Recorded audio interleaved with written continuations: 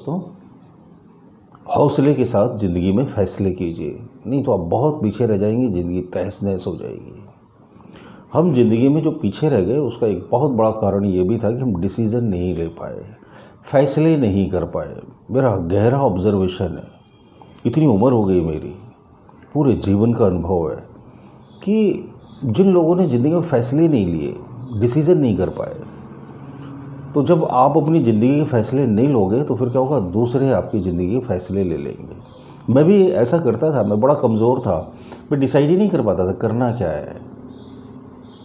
तो जब मैं डिसाइड नहीं कर पाता था तो फिर जिसने जो कह दिया वो मानना पड़ता था, क्योंकि जब खुद ने फैसला नहीं किया तो फिर दूसरा जो कहेगा वो आपको मानना पड़ेगा, और फिर आप करोगे भी क्या।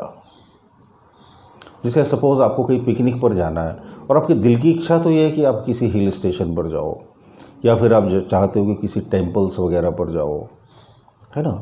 अब लेकिन आप डिसीज़न नहीं ले पा रहे कि कहाँ जाऊँ कहाँ ना जाऊँ, और आपके दोस्तों का ग्रुप है, तो फिर पता पड़ा ग्रुप में कोई आदमी बोलता है कि नहीं हम तो फिल्म सिटी घूमने चलेंगे। अब आप नहीं जाना चाहते थे फिल्म सिटी, लेकिन अब आपने तो अपनी बात रखी ही नहीं और आपने कोई डिसीजन, स्ट्रिक्ट डिसीजन लिया नहीं, तो फिर दूसरों ने फैसला कर दिया और फिर आप अनमने मन से फिल्म सिटी घूम रहे हो। तो पूरी ज़िंदगी भर आप ऐसे ही अनमने मन से, आधे अधूरे मन से, गलत फैसलों की वजह से ज़िंदगी भर भटकते रहते हो। जो काम आपको करने ही नहीं थे वो आप काम करते हो।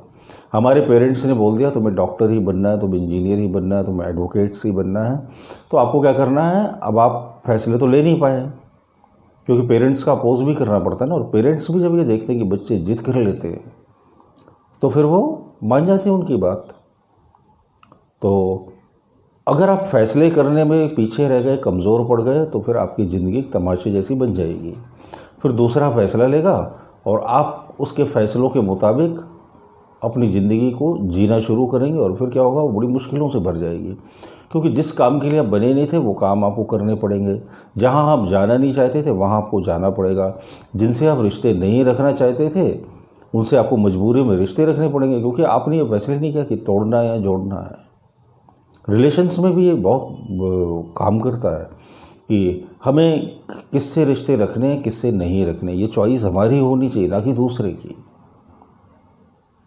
तो अमूमन रिश्तों में भी ऐसे ही होता है, दूसरे की चॉइस से हमारे रिलेशन चलते हैं, दूसरे की मर्ज़ी से हमारी ज़िंदगी चलती है। वो सिर्फ इसलिए चलती है क्योंकि हम डिसीज़न ही नहीं लेते। हम सोचते कोई दूसरा डिसीज़न कर ले तो ज़्यादा अच्छा है, उसमें भी आलस कर जाते हैं, हर जगह आलस। ये ऐसा ही है कि जैसे आपने टैक्सी पकड़ी और टैक्सी वाले को बताया नहीं जाना कहाँ है, और उसको बिल तो पे कर रहे हो आप, और अपने दिन भर के लिए टैक्सी रेंट पर ली है, और उसको ये नहीं बोलते कहाँ जाना, तो टैक्सी वाला क्या करेगा, जहाँ कम से कम डीजल पेट्रोल खर्च हो, जहाँ उसकी मर्ज़ी हो, वहाँ वो गाड़ी खड़ी कर देगा और घुमाता रहेगा आपको, क्योंकि आप तो कुछ बोलते ही नहीं ना, और आपको मज़ा भी नहीं आ रहा है, क्योंकि होपलेस जगह पर ले जा रहा है आपको वो।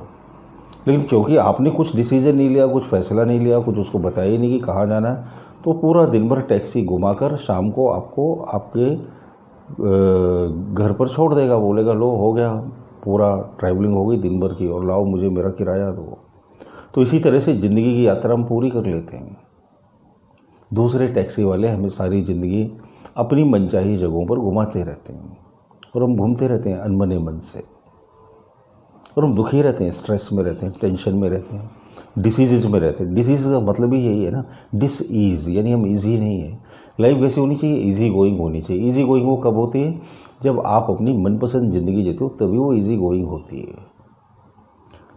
लेकिन हम अपनी मनपसंद ज़िंदगी सिर्फ इसलिए नहीं जीते क्योंकि हम डिसीजन लेने में बहुत कतराते हैं, बहुत आलस करते हैं, हम डर जाते हैं निर्णय लेने से, हमारे अंदर हिम्मत ही नहीं होती है, हम किसी से अपने बात कहने में ही पीछे रह जाते हैं। जब आप ही अपने हक की बात किसी दूसरे से नहीं कहोगे तो आपके हक में कौन खड़ा होगा। जो अपने हक के लिए लड़ता है ना, जो दूसरों के हक के लिए लड़ता है, उसके साथ बहुत सारे लोग खड़े होते हैं। ये जो बड़े बड़े आंदोलन इस दुनिया में होते हैं, क्यों होते हैं? हर आंदोलन के पीछे किसी न किसी हक की, किसी न किसी मांग को लेकर किए जाते हैं ना, तो इन्हें उस आवाज़ को बड़ा बुलंद करके उठाया जाता है समाज में, है ना, सरकारों के समक्ष। तो आप सोचो कि इतनी बुलंदी से वो अपनी आवाज़ उठाते हैं तो तमाम बड़े बड़े कानून बदल जाते हैं, है ना।